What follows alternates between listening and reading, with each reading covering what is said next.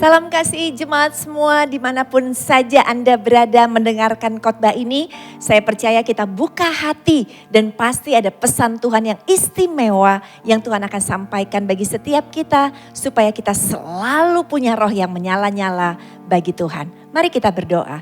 Tuhan, kami rindu mendengar kebenaran firman Tuhan. Kami rindu untuk diberkati lewat ucapan dan suara hatimu Tuhan. Untuk itu Tuhan, sampaikan apa yang menjadi berkat bagi kami secara spiritual pada hari ini. Dan kami siap Tuhan untuk menerimanya. Di dalam nama Yesus, haleluya, amin. Judul khotbah saya hari ini adalah padam. Apa sih arti kata padam? Simple, singkat, saya buka di dalam kamus bahasa Indonesia. Artinya adalah mati. Mati, kita tahu mati. Mati tidak ada kehidupan, mati ya udah selesai semuanya. Dan hari ini kita mau belajar supaya hidup kita tidak padam, supaya hidup kita tidak mati. Nah, kita buka di dalam Roma 12 ayatnya yang ke-10 dan ke-11. Hendaklah kamu saling mengasihi sebagai saudara dan saling mendahului dalam memberi hormat. Janganlah hendaknya kerajinanmu kendor. Biarlah rohmu menyala-nyala dan layanilah Tuhan. Saya menggarisbawahi kata roh yang menyala-nyala. Apa sih maksudnya? Yaitu kasih kita kepada Tuhan. Yaitu roh kita yang terus bisa semangat untuk Tuhan. Roh kita yang terus memiliki kasih kepada Tuhan dan kepada sesama kita.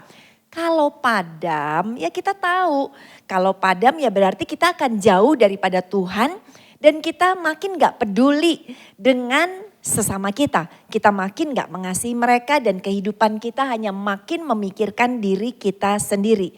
Berarti untuk menyalakan roh tersebut kita butuh apinya Tuhan. Kita tahu api banyak kegunaannya. Api itu bisa untuk penerangan, api bisa untuk melindungi diri dari binatang buas, api bisa untuk masak supaya makanan matang dan bisa untuk dimakan. Api juga bisa menghasilkan energi. Nah, di mata Tuhan, menjaga api spiritual sangat penting. Menjaga api yang berkobar-kobar, kasih yang menyala-nyala sangat penting bagi Tuhan. Di zaman perjanjian lama kita sedikit mau belajar, ya kita mau buka di dalam Imamat 6 ayat ke-12 sampai dengan yang ke-13. Ternyata di dalam ayat ini Tuhan memerintahkan supaya di mezbahnya Tuhan selalu ada api yang menyala-nyala. Saya bacakan, api yang di atas mezbah itu harus dijaga supaya terus menyala. Jangan dibiarkan padam. Tiap-tiap pagi imam harus menaruh kayu di atas mezbah, mengatur korban bakaran di atasnya dan membakar segala lemak korban keselamatan di sana. Harus dijaga supaya api tetap menyala di atas mezbah, janganlah dibiarkan padam. Dalam satu terjemahan bahasa Inggrisnya dikatakan, never let the fire in your heart go out. Keep it alive, serve the Lord. Yang Tuhan inginkan adalah supaya api itu tidak padam. Di dalam zaman perjanjian lama kita tahu bahwa tugas penting para imam-imam pada saat itu adalah menjaga. Supaya api 24 jam di dalam mezbahnya Tuhan tetap menyala. Itu kelihatannya tugas yang sangat simple, tugas yang sangat sederhana bukan? Tetapi ini 24 jam loh, ini membutuhkan ketekunan, ini gak mudah. Kita gak boleh para imam, maksudnya tidak boleh sampai ketiduran. Para imam gak boleh sampai lupa, para imam harus fokus memperhatikan api tersebut. Jadi mereka harus setia, mereka harus persisten di dalam melakukannya. Mereka harus konsisten kalau apinya sudah mulai meredup. Mereka harus menaruh lagi kayu dan korban bakaran di atas mezbah tersebut. Kita gak lagi hidup di dalam zaman perjanjian lama, tetapi kita ada di dalam zaman perjanjian baru. Nah bagi kita, siapakah imam-imam tersebut? Kita adalah imam-imam itu. Tuhan Yesus telah menebus kita lewat kematiannya di atas kayu salib.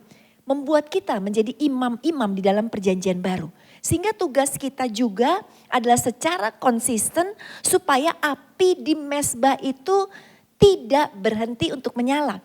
Mezbah yang mana? Api yang mana? Sekarang kita bicara mezbah itu adalah hati kita, roh kita, kehidupan kita. Yes, sebuah mezbah yang tidak kelihatan seperti di zaman perjanjian lama. Tetapi mezbah di dalam hati ini yang harus senantiasa dijaga supaya kasih kita kepada Tuhan tidak padam. Tetapi kita bisa terus intim dengan Tuhan. Kita terus bisa punya roh yang menyala-nyala. Nah, hati-hati. Ternyata ada begitu banyak hal yang bisa memadamkan api kita di zaman modern ini. Yang bisa memadamkan api di dalam mezbah kita. Hari ini saya ingin bagikan 3 saja dari begitu banyak yang ada. Yang pertama adalah yang bisa memadamkan api cinta kita kepada Tuhan, roh kita, yaitu adalah persahabatan dengan dunia. Ini dia. Ayatnya berkata dalam Yakobus 4 ayatnya yang keempat. Hai kamu orang-orang yang tidak setia. Tidakkah kamu tahu bahwa persahabatan dengan dunia adalah permusuhan dengan Allah? Jadi barang siapa hendak menjadi sahabat dunia ini, ia menjadikan dirinya musuh Allah. Kita hidup di dunia. Dunia menawarkan kita begitu banyak kenikmatan hidup. Dunia menawarkan kepada kita hal-hal yang rasanya membuat kita lebih memilih berteman dengan dunia daripada berteman dengan Tuhan. Tetapi ayat ini mengingatkan siapa yang memilih sahabatnya adalah dunia, maka dia menjadikan dirinya adalah musuh Allah. Sahabat dengan dunia maksudnya apa sih? 1 Yohanes 2 ayat 16 sampai dengan 17 berkata, sebab semua yang ada di dalam dunia, yaitu keinginan daging, keinginan mata, serta keangkuhan hidup, bukanlah berasal daripada Bapa, melainkan dari dunia. Dan dunia ini sedang lenyap dengan keinginannya. Tetapi orang yang melakukan kehendak Allah tetap hidup selama-lamanya. Lihat. Yang ada di dalam dunia adalah keinginan daging, keinginan mata, dan keangkuhan hidup. Dan kalau kita bersahabat dengan dunia, kita itu memenuhi keinginan daging kita, keinginan mata kita, sombong, keangkuhan hidup. Maka apa yang terjadi? Dikatakan dunia sedang lenyap, padam dengan kata lain. Kita pun akan lenyap atau akan padam kasih kita kepada Tuhan pada saat kita mulai bersahabat dengan yang namanya dunia. Persahabatan dengan dunia itu kita cek listnya yuk apa aja sih. Galatia 5 ayat 19 sampai 20 ini dia. Sahabat-sahabat dunia kita yang kalau kita tidak hati-hati dan menjauhkan diri daripadanya, kita akan menjadi musuhnya Tuhan. Perbuatan daging telah nyata yaitu percabulan, kecemaran, hawa nafsu, penyembahan berhala, sihir, perseteruan, perselisihan, iri hati, amarah, kepentingan diri sendiri, percideraan, roh pemecah, kedengkian, kemabukan, pesta pora dan sebagainya. Terhadap semuanya itu kuperingatkan kamu seperti yang telah kubuat dahulu, bahwa barang siapa melakukan hal-hal yang demikian, ia tidak akan mendapat bagian dalam kerajaan Allah. List yang sangat panjang. List yang mungkin waktu kita cek kehidupan kita, ternyata kita pun bersahabat dengan dunia ini. Kita bersahabat dengan yang namanya kecemaran. Kita bersahabat dengan hawa nafsu. Kita bersahabat dengan perseteruan. Perselisihan, rumah tangga bertengkar hampir setiap hari. Kita bertengkar dengan mertua ipar setiap saat. Kita iri hati, kita menginginkan milik orang lain dalam kehidupan kita. Kita mungkin amarah meledak-meledak di dalam kehidupan. Kita dengki, kita mabuk, kita pesta pora. Inilah list nama-nama sahabat dunia yang harusnya tidak boleh ada di dalam kehidupan kita. Saya mempelajari tentang drugs ya, artinya saya sebelum menyiapkan hal ini ketika saya baca, saya lihat begitu banyak ya narkoba merajai dunia ini dan orang membuat narkoba sebagai sahabat mereka. Survei terbaru dari Office of Nation Statistics di England, laporan terakhir ini yang saya baca Maret tahun 2020 mengatakan ada 1 dari 11 orang usia 16 tahun sampai 59 tahun yang bersahabat dengan drugs. Sementara untuk usia yang lebih muda, yaitu untuk usia 16 sampai 24 tahun, ternyata ada 1 dari 5 orang yang bersahabat dengan drugs di hasil survei di England dan Wales ini. Sedangkan saya baca untuk Badan Narkotika Nasional Indonesia, pengguna narkoba di tahun 2019 sebanyak 3,6 juta orang. Betapa banyak sekali orang-orang yang masih memiliki sahabat yang bernama drugs, sahabat dunia ini. Belas kasihan kita turun atas mereka juga. Dan kita berdoa biar kiranya mereka pun bisa kenal Tuhan, bertobat dan mengalami kelepasan di dalam Tuhan. Sementara saya baca juga persahabatan dengan dunia dikatakan yaitu salah satunya percabulan, kecemaran, hawa nafsu. Ternyata angka perselingkuhan itu menjadi top level atau alasan pertama beberapa kasus perceraian di daerah-daerah di Indonesia. Jadi banyak perceraian terjadi, alasannya didominasi oleh karena perselingkuhan. Saya pelajari lagi ya, bukankah begitu banyak orang-orang yang masih bersahabat dengan dunia ini untuk memuaskan hawa nafsu mereka? Ada juga saya baca yaitu jumlah narapidana di Indonesia. Narapidana kita tahu adalah orang-orang yang telah melakukan kesalahan dalam kehidupan mereka. Tahun lalu ada lebih dari 300.000 orang atau dikata hampir 300.000 orang ada di dalam penjara. Kenapa? Ya sudah pasti dengan berbagai macam alasan kejahatan yang mereka lakukan. Mereka bersahabat dengan dunia entah apapun juga alasannya. Itu adalah sahabat-sahabat mereka yaitu berbuat kejahatan.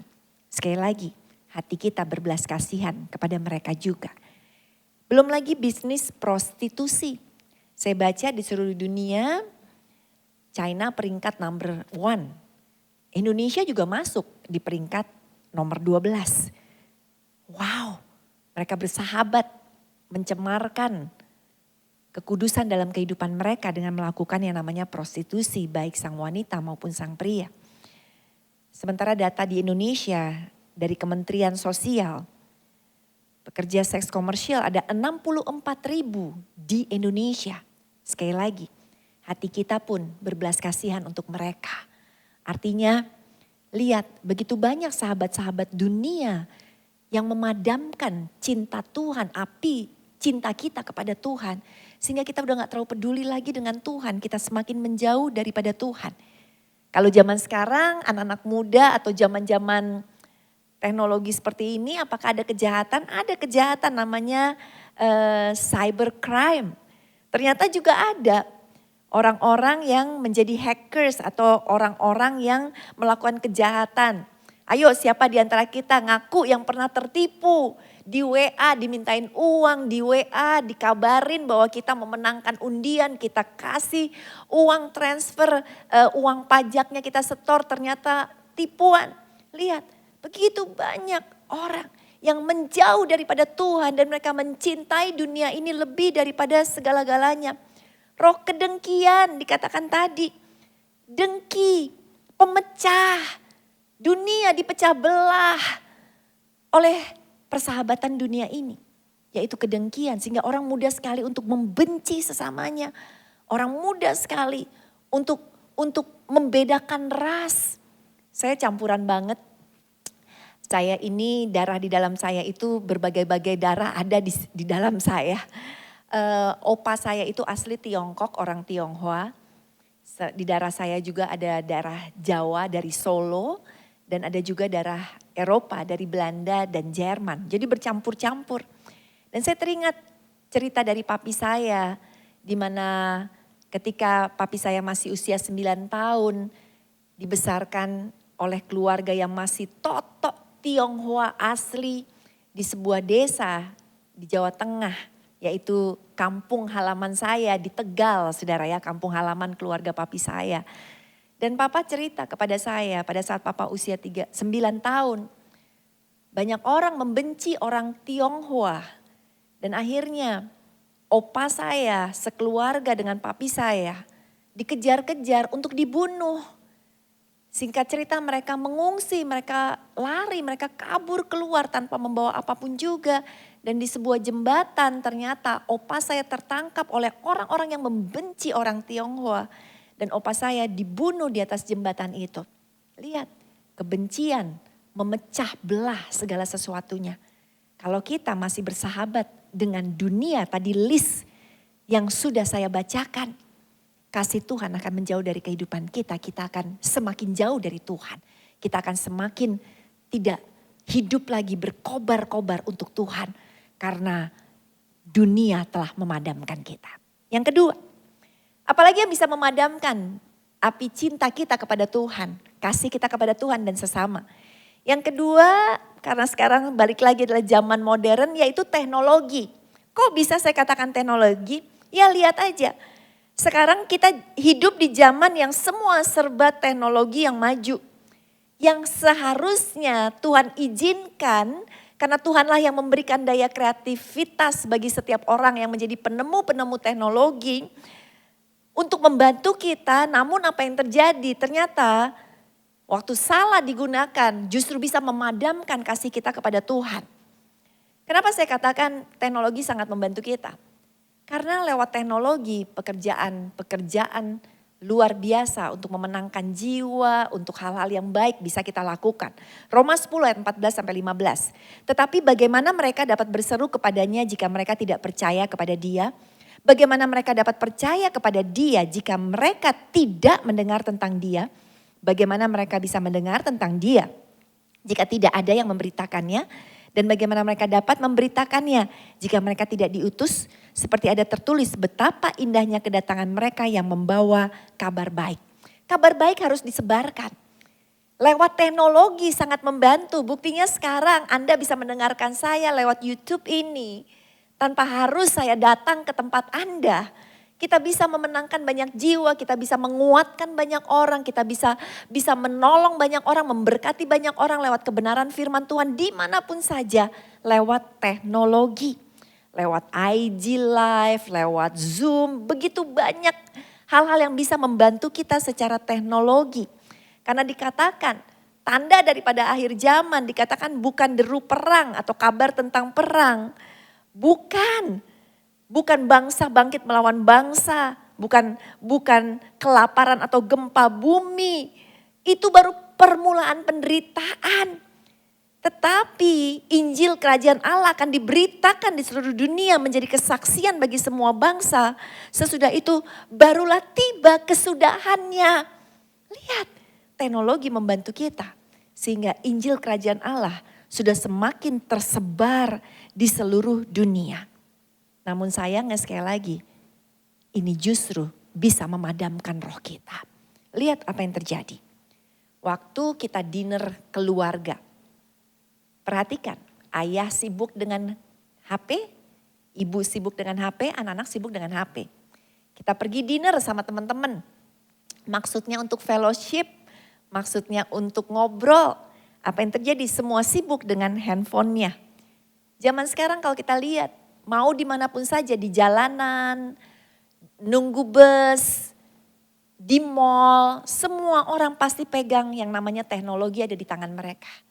Mereka asik dengan segala sesuatu yang entah apa yang mereka saksikan. Saya baca artikel ya, yaitu berapa lama sih kita ada di depan gadget. Kalau di Indonesia dikatakan survei membuktikan rata-rata orang Indonesia memakai gadget 150 menit, ya berarti hampir 3 jam. Tapi khusus di Jakarta dikatakan ternyata bisa lebih banyak lagi gitu ya orang-orang yang ada di Jakarta. 3 jam benar? Banyak di antara kita berkata 3 jam terlalu sedikit. Saya pakai gadget lebih daripada itu. Saya pribadi saya pakai gadget, saya pakai teknologi untuk bikin khotbah, saya catat di note saya, untuk kerja dari rumah, saya bisa kontak dengan staf di kantor, dengan rekan-rekan pelayanan saya, semuanya bisa lewat gadget. Jadi sangat menolong sebenarnya. Tetapi apa yang terjadi? Teknologi memisahkan kita pada saat kita udah gak bisa kontrol. Kita gak bisa atur waktu kita. Saya ketemu temen ngomongin drama Korea yang lagi heboh sejak zaman pandemi ini. Saya katakan saya nonton drama Korea semalam mungkin 1 ya. Saya nonton film misalnya 2 atau 3 seri yang pendek-pendek durasinya 30 menit, 40 menit. Dan teman saya berkata, wah saya sehari bisa nonton 2 hari habis 16 episode. Wow ya. Sehingga terus-terusan nonton itu seperti kecanduan kata dia, suka banget. Sekarang orang juga belanja online, matanya terarah di gadget mereka. Setiap saat kayaknya kalau nggak lihat yang namanya belanjaan online, walaupun mungkin nggak shopping. Tapi lihat terus dan apa akibatnya dari melihat. Ya udah pasti jadi tergoda dan kepingin memilikinya. Detik Finance melaporkan orang Indonesia rata-rata belanja online 5 kali dalam sebulan. Itu rata-rata ya. Ayo kita ngaku berapa kali kita belanja online dalam kehidupan kita. Teknologi menolong harusnya. Tetapi pada saat kita sudah kecanduan dan kita menggunakan teknologi bukan untuk mendekatkan diri kita kepada Tuhan. Dan kita nggak mencari Tuhan. Sehingga kita tersita waktu kita hanya untuk hal-hal karena teknologi. Tersita waktu kita tidak lagi punya waktu untuk kenal Tuhan. Maka ini yang berbahaya yang bisa memadamkan kehidupan kita. Harusnya bangun tidur, doa dulu, yang ada langsung pegang HP. Harusnya baca Alkitab dulu, yang ada langsung baca berita-berita, gosip-gosip terbaru apa. Yang harusnya mungkin teknologi bisa kita pakai untuk menyembah kepada Tuhan lewat mendengarkan lagu-lagu pujian. Yang ada kita udah langsung inget drama Korea yang harus kita tonton. Dan akhirnya kita gak punya waktu lagi buat Tuhan, terlalu sibuk dengan teknologi kita. Yang ketiga, yang terakhir. Apa sih yang bisa memadamkan api cinta kita kepada Tuhan dan kepada sesama? Yaitu berbagai masalah dalam kehidupan kita. Tantangan, masalah, penderitaan yang datang silih berganti. Dalam hidup kita punya 2 teman. Yang satu teman bernama berkat. Satu teman lagi namanya adalah masalah. Keduanya ada di sekeliling kita sepanjang kehidupan kita, berkat dan masalah gak pernah akan pergi jauh-jauh dari kehidupan kita. Kita udah ikut Tuhan, kok ada masalah sih? Yes, karena Tuhan gak pernah menjanjikan langit selalu biru buat kehidupan kita. Tetapi dia berjanji, dia tidak akan meninggalkan kita dan dia akan memberikan kekuatan di dalam kehidupan kita. Masalah sesungguhnya harusnya membuat kita menjadi a better person. Bukan a bitter person. Atau orang yang kepahitan. Tetapi karena banyak masalah.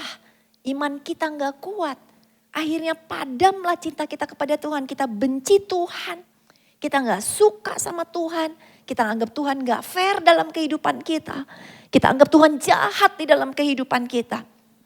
Saya nonton sebuah film. Di film ini diceritakan ada seorang wanita muda, dia adalah guru sekolah minggu, belum menikah. Usianya juga masih sangat muda sekali, mungkin sekitar 18 tahunan. Setiap minggu dia ngajar adik-adik di sekolah minggu dengan sangat happy sekali. Keluarganya cinta Tuhan, orang tuanya pendeta. Satu kali ketika dia juga suka olahraga lari, ketika dia lari tiba-tiba sakit sekali perutnya. Kedua kali terjadi lagi sakit yang sampai dia gak tahan. Akhirnya dibawa ke dokter, diperiksa. Ternyata mereka menemukan bahwa ada masalah di dalam kandungan dia. Dan dokter memutuskan harus diangkat kandungannya. Seorang wanita muda yang kepingin dong kelak menikah. Yang kepingin dong kelak punya anak. Ternyata sudah harus diangkat kandungannya. Jauh sebelum kelak nanti dia akan menikah. Apa yang terjadi? Dia marah sama Tuhan. Dia punya kalung yang selalu dia pakai bertanda cross atau salib. Dia pergi ke tepi danau. Dia buang. Dia benci sekali. Dia datang kepada mamanya dan dia katakan, saya gak akan mau ke gereja lagi. Mamanya coba bujuk dia dan saya katakan, enggak, Tuhan terlalu jahat, masalah ini terlalu besar. Kenapa saya bakalan gak punya anak dalam kehidupan saya. Banyak orang kecewa karena masalah. Padam apinya karena masalah. Bagaimana dengan kita? Apakah kita juga termasuk orang yang padam apinya karena tantangan yang datang bertubi-tubi di dalam kehidupan kita? Yang kecewa dengan Tuhan? Yang diam-diam kita kecewa mungkin dengan orang lain yang ada di sekeliling kita. Karena masalah yang diberikan oleh orang itu kepada kita. Suami kita mungkin, istri kita, anak kita, mertua kita, orang tua kita, teman kita, pekerjaan kita yang penuh dengan masalah. Sehingga akhirnya membuat kita padam, pahit, mati, bitter. Saya mau katakan yes, masalah pasti membawa dampak. Ada musim di mana ada masalah datang dan kita berkata, I'm not okay. Enggak apa-apa. Tetapi kita percaya buku kehidupan kita tidak selalu akan berisi dengan masalah. Itu hanya sebagian chapter kita. Kenapa? Karena Tuhan setia. Tuhan memberikan jalan keluar. Yang penting adalah buat kita tetap untuk menjaga api tersebut. Saya suka Roma 8 ayat 35 berkata, siapakah yang dapat memisahkan kita dari kasih Kristus? Penindasan atau kesesakan atau penganiayaan atau kelaparan atau ketelanjangan atau bahaya atau pedang.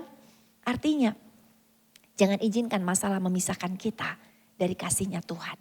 Jangan izinkan masalah memadamkan api kita. Terus menyala-nyala, jaga semangat kita. 2 Tawari 15 ayat ke-7. Tetapi kamu ini kuatkanlah hatimu. Jangan lemah semangatmu. Karena ada upah bagi usahamu. Yuk jangan putus asa di tengah masalah. Terus berdoa. Terus kuatkan iman kita. Baca Alkitab. Itulah menjaga api kita lewat Alkitab. Lewat kebenaran firman Tuhan. Jaga api kita lewat doa. Jangan menjauh daripada Tuhan. Terus melekat bahkan bersyukur kepada Tuhan. Dalam setiap hal yang terjadi di dalam kehidupan kita. Sehingga kita bisa berkata, yes masalah boleh datang tetapi masalah tidak akan memadamkan api kita. Haleluya. Jadi 3 hal hari ini kita belajar. Di mana mesbah kita, api yang ada di dalam, roh yang menyala-nyala bisa padam oleh apa? Oleh persahabatan dengan dunia. Bisa padam oleh teknologi di mana kita dikontrol oleh teknologi dan kita tidak bisa membatasi teknologi yang akhirnya memperbudak kita sehingga kita terlalu sibuk dengan waktu kita. Yang ketiga, yang terakhir tadi adalah supaya yang bisa memadamkan kita di dalam kehidupan ini adalah masalah. Padahal waktu kita berjaga-jaga dengan Tuhan, masalah boleh datang. Tetapi kita percaya Tuhan kita jauh lebih besar dari setiap masalah. Amin. Mari kita berdoa. Tuhan terima kasih Tuhan, hari ini kami belajar supaya roh kami tidak padam. Kami mau roh kami terus menyala-nyala Tuhan. Dan hari ini kami diingatkan supaya kami jangan bersahabat dengan dunia. Kami diingatkan untuk bijaksana menggunakan teknologi yang ada di tangan kami. Dan tentu saja Tuhan, kami supaya kami tetap kuat di dalam setiap masalah. Karena kami tahu selalu ada jalan keluar bagi setiap masalah. Tuhan apabila anak-anak-Mu hari ini mengakui api mereka mulai redup. Cinta mereka kepada Tuhan dan kepada sesama mulai redup. Akibat 3 hal tersebut hamba berdoa. Berikan kepada mereka kembali api yang menyala-nyala. Iman yang sungguh-sungguh di dalam Tuhan. Kekuatan baru. Mereka semakin melekat mendekat kepada Tuhan. Baca firman Tuhan. Dan kembali rohnya berkobar-kobar. Untuk hormat dan kemuliaan bagi nama Yesus. Dalam nama Yesus sama-sama kita katakan amin. Tuhan memberkati. Puji Tuhan, sepanjang kehidupan kita berkat Tuhan itu tidak pernah berhenti. Saya secara pribadi mengucap syukur kepada Anda semua juga yang telah menjadi saluran berkat bagi gereja Jakarta Church. Untuk itu kalau saat ini juga Anda rindu juga untuk terus menjadi saluran berkat, mari kita memberikan persembahan kita yang terbaik kepada Tuhan. Tuhan, hamba mengucap syukur untuk setiap anak-anak-Mu yang terus Tuhan memberikan ucapan syukur mereka lewat persembahan ini. Biarlah kiranya persembahan ini benar-benar dipergunakan untuk pelebaran kerajaan Tuhan dan sebagai tanda ucapan syukur kami. Terima kasih Tuhan Yesus, dalam nama Yesus setiap kita katakan amin. Happy Sunday, dan saya percaya hari ini akan penuh dengan kejutan-kejutan yang istimewa daripada Tuhan. Hari ini semua kita akan dipakai oleh Tuhan untuk menjadi seorang berkat bagi sesama kita. Terima damai sejahtera, terima sukacita, terima kasih Allah. Hidupmu akan terus diberkati Tuhan sehingga engkau dipakai Tuhan menjadi saluran berkat bagi banyak orang. Dalam nama Yesus, amin. Tuhan memberkati.